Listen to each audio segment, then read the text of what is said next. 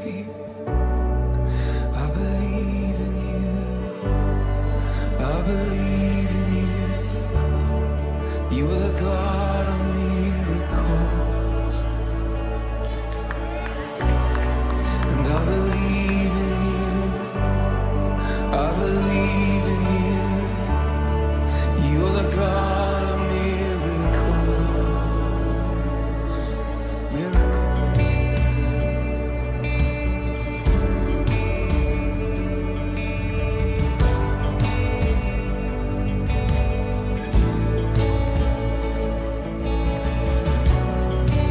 The one who does the impossible is reaching out to make me whole, reaching out to make me whole. Goeiemôre aan elkeen in ons gemeente Lewende Woord Huis op Dien en ook aan almal wat vandag inskakel vir hierdie diens.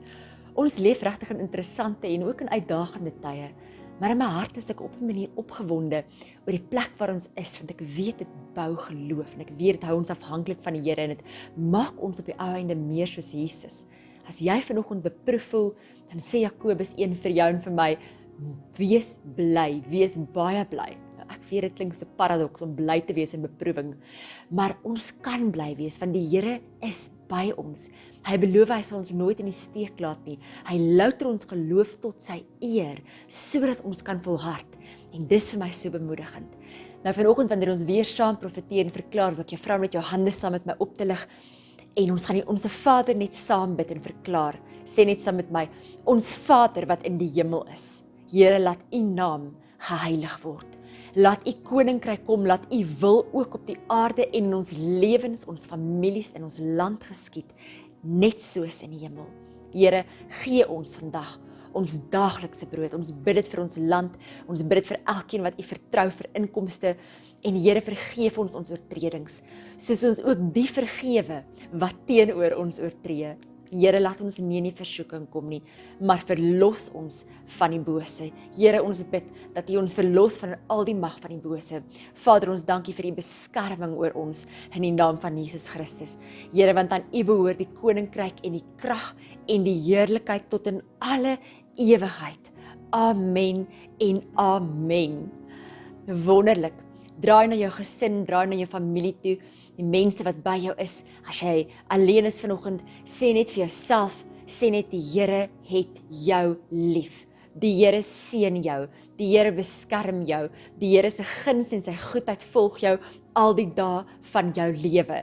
In Jesus naam, ons seën net mekaar met dit. Ek ervaar dat die Here vandag net nuwe hoop en vreugde in moe hart wil kom plaas. En wanneer jy die volgende lied net sing saam met ons aanbiddingsspan, laat gaan net alle moedeloosheid, jou hartseer, jou kwaad, wat ook al jy voel of ervaar, en laat net toe dat die Here jou kom versterk, soos wat jy hom loof en prys en aanbid, en geniet dit net saam met ons.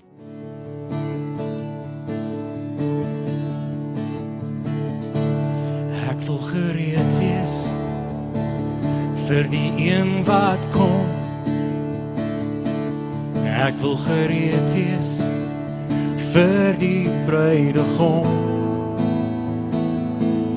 Ek wil gereed wees as hy ons kom haal. Ek wil gereed wees as Jesus ons kom haal. Ek wil gereed wees vir sy koninkryk. Ek wil gereed wees as hy my wil gebruik. Ek wil gereed wees om op te staan vir sy koninkryk, vir sy heiligheid, vir sy groot naam. Kom voor my, net soos U wil. Kom reinig my in die vuurhoond van U heiligheid. Kom voor my, net soos U wil. Want ek wil gereed wees as Jesus kom.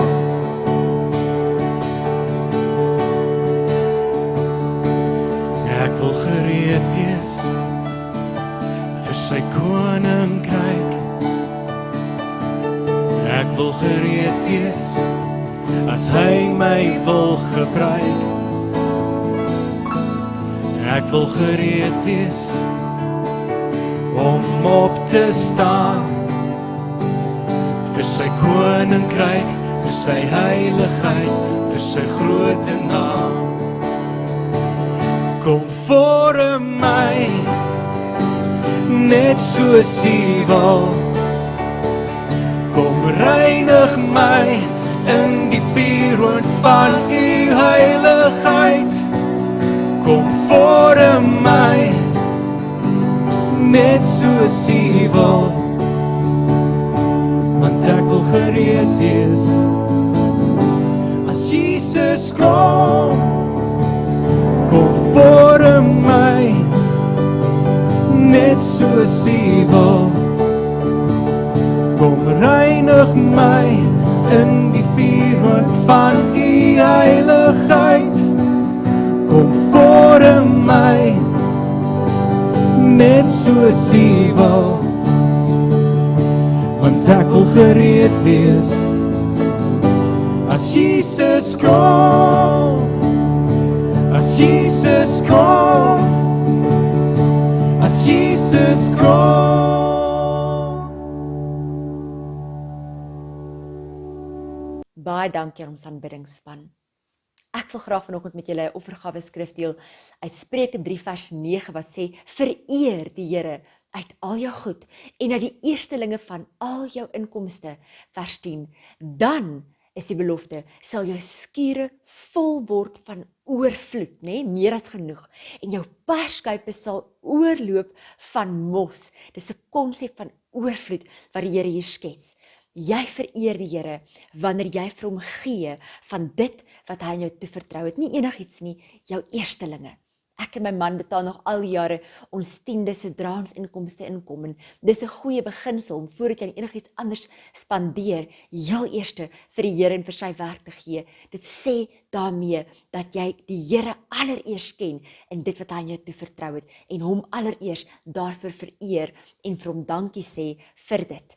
Die Here se woord herhaal keer op keer dat wanneer ons vir hom ons beste gee, hy ons sal seën met oorvloed. En dis 'n belofte en ons kan daarin vashou, ons kan daarop staat maak nie saak wat die ekonomie sê nie. Dit is die belofte wat die Here jou gee en sy woord staan bo enigiets anders.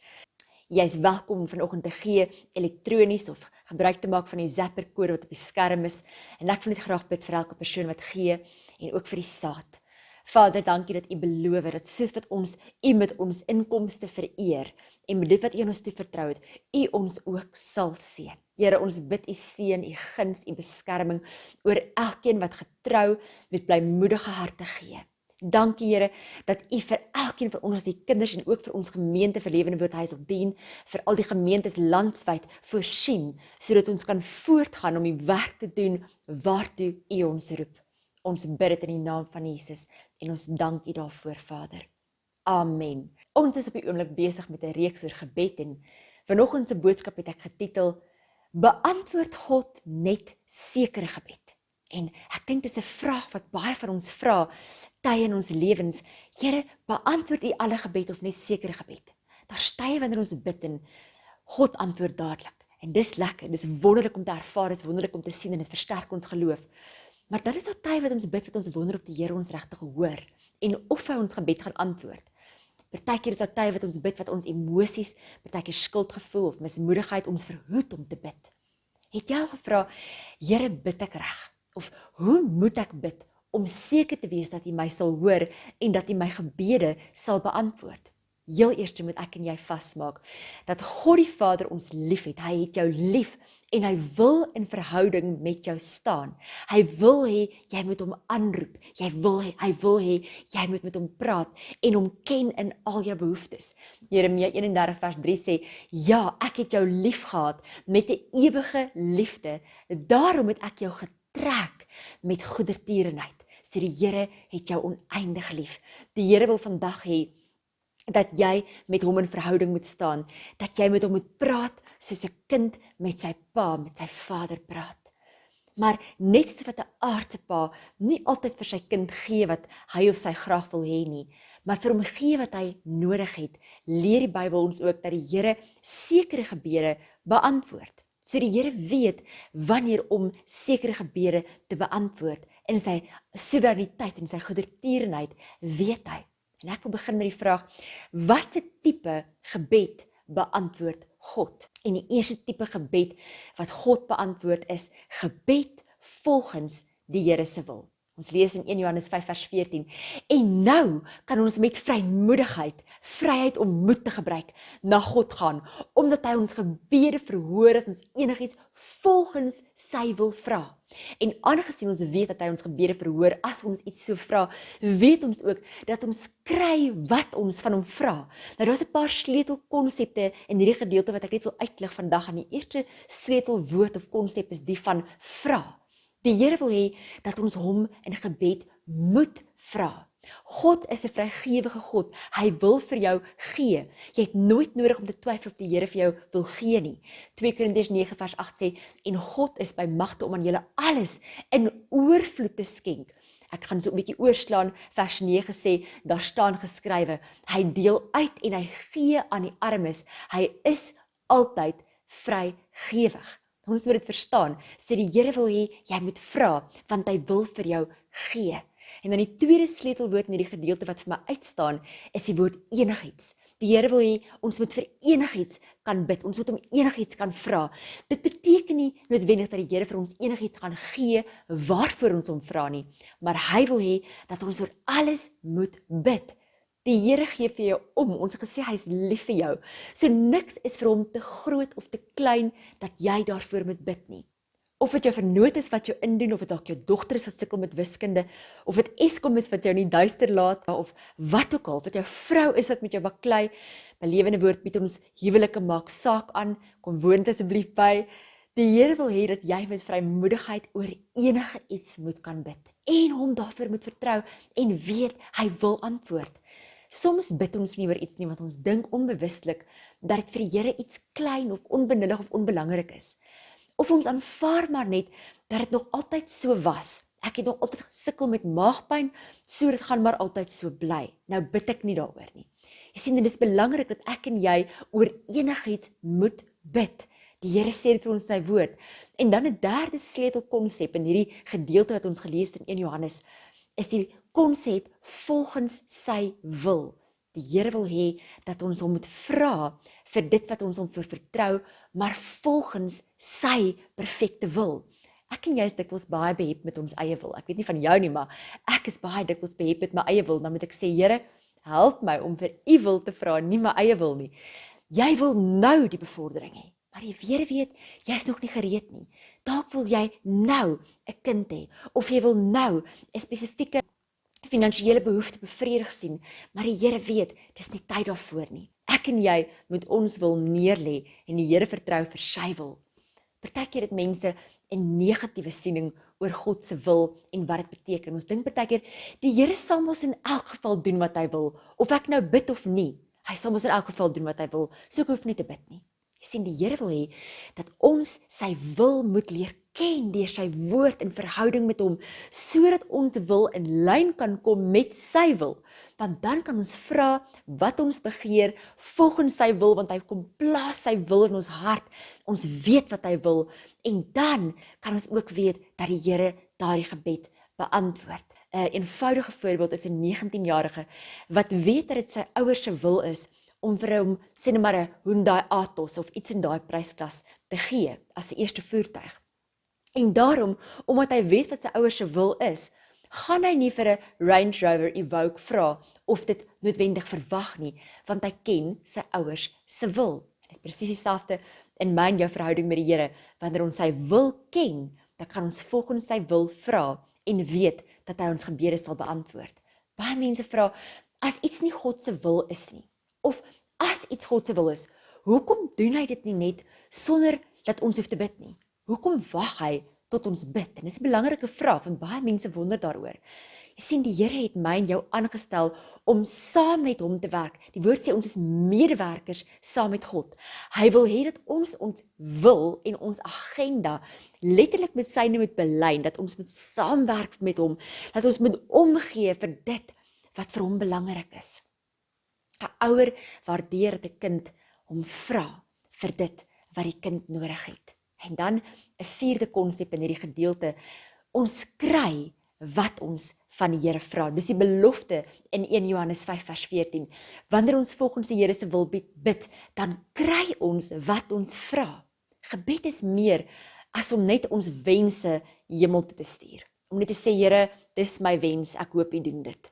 Gebed wat kom uit 'n hart, wat God se wil en God se begeertes, sy beloftes ken. Dit is gebed wat God beantwoord. En ons moet dit verstaan. Wanneer jy nie weet wat die Here se wil is nie, bid net dat sy wil geskied. Soos ons in die Onse Vader bid. Here, laat U wil geskied, net soos in die hemel, so ook op die aarde, in my lewe, in hierdie spesifieke situasie. Here, laat U plan in vervulling kom. Jesus pleit elke dag vir my en jou, volgens die wil van die Vader. Die Heilige Gees tree in vir ons by die Vader, volgens sy wil vir ons. So ons kan die Here se wil in ons lewens vra en hom vertrou om dit tot stand te bring. Die tweede tipe gebed wat God beantwoord, dis my tweede subtitel, is gelowige gebed. Daar is iets omtrent gebed wat in geloof gebid word, wat God hoor en wat God beantwoord. Ons sien 'n voorbeeld daarvan in Jakobus 1 vers 5. Die konteks van Jakobus is waar gelowiges baie bang was vir vervolging. Jakobus het as het ware vir 'n groep gelowiges geskryf in 'n tyd waar Stefanus gestenig is en vervolg is vir sy geloof, en hulle was bang. En baie van hulle het na ander plekke verhuis waar hulle kon gaan om hulle self te beveilig. Ons sien 'n soortgelyke tendens vandag met baie mense wat emigreer om vir hulle self heenkome te vind op 'n plek wat hopelik veiliger is. Maar Jakobus se boodskap was nie dat hulle moet bid dat hulle beproewinge sal stop of sal ophou nie. Hy het gesê hulle moet bly wees sodat hulle geloof die toets kan deurstaan wat ons vanoggend gedeel het en dat hulle kan volhard. En toe het hy gesê dat hulle vir wysheid moet bid. Partykeer in beproewinge of in tye waar dit rof gaan, het ons nodig om vir die Here te vra vir wysheid. Selfs om vir die Here te vra waarvoor ons moet bid. In Jakobus 1 vers 6 tot 8 sê Jakobus so mooi, maar 'n mens moet gelowig bid en nie twyfel nie. Want iemand wat twyfel is soos 'n brander, 'n golf wat in die see deur die wind aangejaag en heen en weer gedryf word. So 'n mens wat altyd aan die twyfel is en onbestendig is in al sy doen en late, moenie dink dat hy iets van die Here sal ontvang nie. Nou ons geestelike pa oom Neville sal gesê het, eina of amen. Daai is 'n ouch. Met ander woorde, as ek en jy twyfel, dan moet ons nie dink dat ons iets van die Here sal ontvang nie. Ons moet gelowig bid. Die woord twyfel hier verwys na iemand wat huiwer tussen geloof en ongeloof. Die Israeliete het God betwyfel en daarom het hulle God se krag en sy mag beperk in hulle lewens. Jesus in sy tuisdorp, toe hy vir die mense gaan bid het, het hy nie baie wonderwerke gedoen nie as gevolg van hulle ongeloof. So weet jy wat, jou ongeloof kan God beperk. 'n Mens wat altyd aan die twyfel is. Hierdie konsep in die Grieks beteken letterlik somebody who is double-souled. Met ander woorde, iemand wat, as jy dit letterlik vertaal, twee siele het. Met ander woorde, die een siel is altyd gefokus op God, maar die ander siel is gefokus op iets anders. Dis wat dit beteken hier. Die Here wil nie hê dat ek en jy moet twyfel nie, maar dat ons moet glo. En ons sien so 'n mooi voorbeeld hiervan in Markus 9 vers 17. Ons lees 'n gedeelte uit Jesus se lewe wat Markus vir ons vertel en sê, en een uit die skare antwoord en sê, Meester, dis vir Jesus, ek het my seun wat 'n stomme gees het na u toe gebring. En waar hy hom ook aangryp, hierdie gees, skeer hy hom en kry hy skuim in die mond. En hy knars met sy tande en hy word styf. En ek het u disippels gevra om uit te dryf en hulle kon nie. Ons sien hierdie pa se absolute ontsteltenis en frustrasie. Nou die Joodse duiweluitdrywers of eksorsiste van die tyd het hierdie stom gees as die moeilikste demoon of tipe demoon gesien om uit te dryf. En die rede was, hulle het geglo dat jy 'n demoon se naam moes vra of moes ken voordat jy die demoon kon uitdryf. En as die demoon iemand stom gemaak het, dan kon hy nie vir jou sy naam sê nie. So jy kon hom nie uitdryf nie, want jy het nie geweet wat sy naam is nie. Dis wat hulle geglo het. So hulle het regtig gesukkel om hierdie demoon uit hierdie seun uit te dryf. Ons sien hier sekere simptome van epilepsie. Ons mediese dokters sal dit kan bevestig as jy hierdie gedeelte lees. Maar Jesus het geweet dat die werklike oorsaak van hierdie kind se toestand demoniese besetenheid is en nie net 'n fisiese toestand nie. Baie mense wat ons vandag as fisies of psigies ongesteld beskou, het eintlik iewers in hulle lewens 'n demoniese vashou of 'n vesting. En dit is belangrik dat ons dit moet kan identifiseer. En ons lees in vers 19, toe antwoord hy, Jesus hom en sê, o ongelowige geslag, hoe lank sal ek by julle wees? Hoe lank sal ek julle verdra? Bring hom na my toe. Jy sien, Jesus spreek die fariseërs en die disippels aan as gevolg van hul gebrek aan geloof. In hierdie gedeelte in hierdie konteks het die fariseërs met Jesus se disippels gestry oor hulle mag of hulle reg om demone uit te dryf. So daar was 'n stryery, daar was twis gewees tussen die fariseërs en Jesus se disippels. En Jesus, wat vir sy disippels autoriteit gegee het om demone uit te dryf, het vir sy disippels gesê in effek, maar waar is julle geloof? Hierdie demoon was vir hulle te veel, hulle het al die autoriteit gehad, maar hulle kon hom nie uitdryf nie. Ek en jy het vandag autoriteit in gebed. Ons het dit ontvang van Jesus, maar ons gebruik dit so dikwels nie. Is daar vandag 'n area in jou of jou geliefdes se lewens waar julle deur die geslagte al sukkel met dinge soos wat ook al verslawings, egskeidings, spesifieke siektetoestande of geestesversteurings? Ek wil vir jou sê, moet dit nie net aanvaar nie. Neem autoriteit daaroor. Vra iemand om saam met jou te bid as jy moet, maar moet dit nie net aanvaar nie. Ek het verskeie dinge in my eie lewe moes aanspreek in die gees en ek het keer op keer gesien hoe die Here oorwinning bring in daardie areas. Ons lees verder vers 20. En hulle bring hom toe, na hom toe. Hulle bring die seun na Jesus toe. En toe hy hom sien, laat die gees hom dadelik stuiptrekkings kry. En hy val op die grond neer, hy rol in skuim om die mond ensovoorts. Vers 21. Daarop vra hy sy vader, Jesus vra sy pa, hoe lank is dit al dat dit hom oorgekom het? En hy sê, van sy kindsdae af. Maar as u iets kan doen, ontferm u oor ons en help ons. En Jesus sê vir hom, wat dit betref, as jy kan glo. Alle dinge is moontlik vir die een wat glo. Ons praat oor God wat gelowige gebed beantwoord. Wanneer ons glo dat die Here se beloftes waar is alles vir ons moontlik. Ouer, moenie net aanvaar dat jou kind depressief of verslaaf is of sukkel met iets nie. Neem autoriteit daaroor. Die Here het jou kind aan jou toevertrou. Dit is deel van die grondgebied waaroor die Here vir jou autoriteit gegee het. My ouers het in rowwe tye vir my gebid toe ek deur dinge gegaan het en die Here het my verlos en ek eer en dank vandag die Here vir ouers wat aanhou bid het. Ek is so dankbaar daarvoor. Kom ons neem ons autoriteit in die Here op.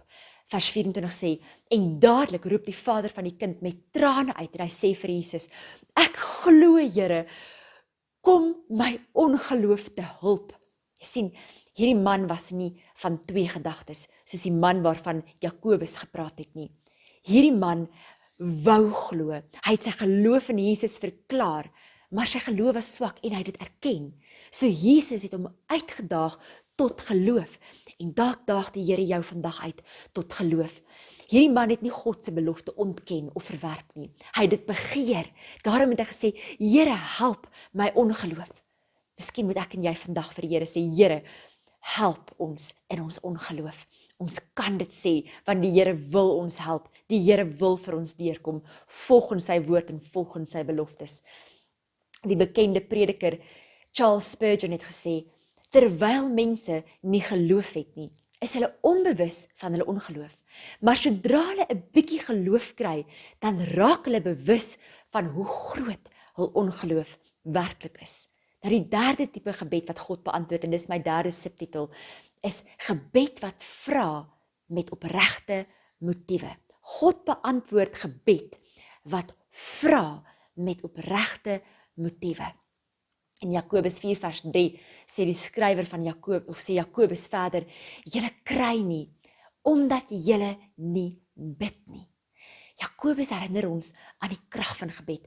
Ek en jy leef soms soos geestelike armes, omdat ons nie die Here vra wat ons nodig het nie. En dis eintlik so hartseer. As ons min van God en sy koninkryk vra, dan gaan ons min ontvang. As God die Vader van sy eie seun Jesus verwag het om hom te vra vir sekere dinge, dan verwag hy dieselfde van my en jou. As die woord sê dat jy niks kry deur nie te vra nie. En enigiets kan kry deur te vra. Hoe kan ons nog die krag van gebed onderskat? Maar ek en jy moet met die regte motiewe vra. Jakobus 4 vers 4 sê hy verder, as julle bid, ontvang julle nie, omdat julle verkeerd bid. Julle wil julle net julle selfsugtige begeertes bevredig. Sekere mense het met selfsugtige motiewe gevra en Jakobus moes dit aanspreek. Vra jouself wanneer jy iets van die Here wil hê. Is dit waarvoor ek bid in lyn met die woord van God? Dit wat ek graag wil hê, is dit om myself te verryk? Of is dit om die koninkryk van God te bevorder? Is dit in belang van 'n ander persoon? Ek en jy moet altyd onthou, die doel van gebed is nie om 'n onwillige God te probeer oortuig om te doen wat ons wil hy moet doen nie. Die doel van gebed is om ons wil met ons Vader se te belyn en in samewerking en verhouding met hom te vra om sy wil te doen. Dit is wanneer ons bid met die regte motiewe, met 'n suiwer en opregte hart. Vra vir die Here wat vir hom belangrik is. Hy sal jou altyd in sy woord wys wat vir hom belangrik is. As jy vir die Here sê, Here, werk in my, om te wil en te werk volgens u goeie begeerte. Here, werk in my hart, maak my gedagtes nuut. Here, maak my hart suiwer en rein, sodat ek u begeertes belangrik kan ag, sal die Here dit altyd doen. Ek wil net 'n laaste paar gedagtes met julle deel. Daar is 'n baie fyn lyn tussen om soos 'n weeskind te bid en om vir die Here voor te skryf. In 'n mate arrogant te bid.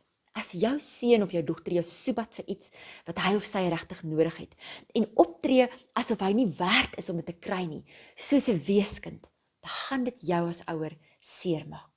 Dit gaan jou laat voel dat jy as ouer iewers gefaal het.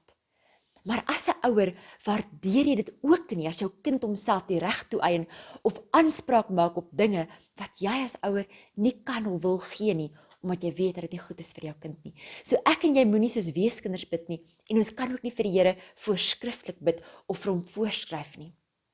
As kinders van God bid ons met vrymoedigheid en met geestelike autoriteit, en terselfdertyd in onderwerping en afhanklikheid en nederigheid voor die Here. As 'n ouer wil ek hê dat my kind altyd vrymoedigheid moet hê om my vir enigiets te vra, maar my ook genoeg sal vertrou om te weet dat ek vir hom of haar sal gee volgens wat ek weet die beste is. Vanoggend wil ek jou net met hierdie gedeelte regtig in jou geloof net kom bemoedig in die Here en vir jou sê, vertrou die Here. Moenie ophou bid nie. Hou aan om die Here te soek en weet dat jy hom sal vind. Kind van God is die belofte wat hy vir jou in die skrif gee. En ek wil vanoggend hê dat ons net saam moet bid as gesinne, as families en as gemeente en as kerk. Soveel kerke is besig om regtig in te tree en die Here te vertrou vir soveel omstandighede. En ek vir jou vanoggend vra om net saam met my daarvoor te bid en dit te verklaar. Dankie Vader dat U 'n God is wat gebed verhoor, dat U 'n God is wat in verhouding met ons wil staan. Here, dat U ons gebede wil beantwoord. Dankie Vader dat U beloof dat wanneer ons volgens U wil vra, U ons gebede sal verhoor en vir ons dit sal gee waarvoor ons U vertrou. Here, ons bid vanoggend dat U in ons harte sal werk om te wil volgens U goeie begeerte, dat ons wil en ons agenda, ons motiewe sal belyn met U wil, met U hart, met U begeertes. Lei ons, Here, om te bid volgens U wil en volgens U Heilige Gees. Here, dankie dat ons kan kom met harte wat onverdeeld op U gerig is en kan weet dat U beloof dat U oë deursoek die hele aarde om diegene kragtig te ondersteun wie se harte onverdeeld op U gerig is. Here, vanoggend kom tree ek net in Kom tree ons in vir elke persoon, Here, wat 'n aanraking van U nodig het. Here, elke persoon in ons land wat siek is, ons kom bid vir elke persoon, Here, wat U genesingskrag nodig het. Vader, ons bid dat mense na U toe sal uitreik, na U sal uitroep. Vader, ons bid dat mense vir mekaar sal bid en Here, dat mense U genesing sal sien, vloei en sal sien beweeg, Here, soos nooit van tevore nie. Vader, ons bid vir genesing en herstel, ook in ons ekonomie. Vader, in ons politiek, in ons regering. Vader, ons bid vandag vir boere, Vader. Ons bid vir plase. Ons bid U beskerming oor ons mense. Here, ons kom bid vandag vir ons skole. Ons bid vir elke onderwyser. Ons kom bid vandag vir elke kind wat skool toe gaan. Here, ons bid dat U ons kinders, ons onderwysers beskerm. Vader, ons bid vandag vir ons mediese personeel. Here, ek bid dat U elkeen beskerm. Here, ons bid vir ons hospitale. Vader, ons bid in die naam van Jesus dat U lewens sal beskerm. En Vader, dat U perfekte plan en doel bereik sal word, ook in hierdie situasie, in hierdie tyd, in die land en in die wêreld. In die naam van Jesus Christus. En nou, Here, wil ek kom bid vir elkeen vandag wat 'n aanraking van U nodig het. Vader, dat U geloof sal gee in harte om U te vertrou. Here, vir areas waar dit hulle nie eers gedink het dit moontlik is nie. Ek ervaar vandag, daar is ouers wat hier na kyk en jy is besorgd oor jou kind. En ek ervaar net die Here sê vir jou, vertrou my met jou kind. Moenie ophou bid vir jou kind nie. Moenie ophou om autoriteit te neem in die gees oor dit waarvoor jy die Here vertrou en dit wat sy belofte oor jou kind se lewe is nie. Hou aan om hom te vertrou. En ervaar ek, daar is mense wat vandag hier sit en jy voel kwaad. Jy voel op 'n manier net, Here, ek is regtig net kwaad in my hart. Voel ek teleurgesteld vir 'n klomp dinge. Kom net na die Here toe en kom gee dit net vir hom. En laat hom toe om jou hart te kom volmaak met vrede en met vergifnis. Laat hom net toe om dit te kom doen. Dankie Vader, dat ons U kan ken, dat ons U kan vertrou en dat ons kan weet, Here, U is die waarmaker van U woord. As jy vanoggend 'n behoefte het aan spesifieke gebed vir genesing, of jy weet daar's 'n area waar jy die Here vertrou vir bevryding selfs, kontak ons asseblief. Ons nommer is op die skerm. Ons wil graag saam met jou bid. Ons het 'n span mense, 'n span bidders wat weekliks bid vir gebedsversoeke wat inkom. En ek vir jou vra, kontak ons en ons saam met jou kan bid. Ons is daar vir jou. Ons wil saam met jou die pad stap. Mag die Here jou so ryklik seën. Mag die Here jou beskerm, mag hy jou bekragtig. Mag hy jou vat van krag tot krag en heerlikheid tot heerlikheid. Die liefde van God die Vader, die genade van ons Here Jesus Christus en die konstante fellowship van die Heilige Gees is jou deel. In Jesus naam. Amen.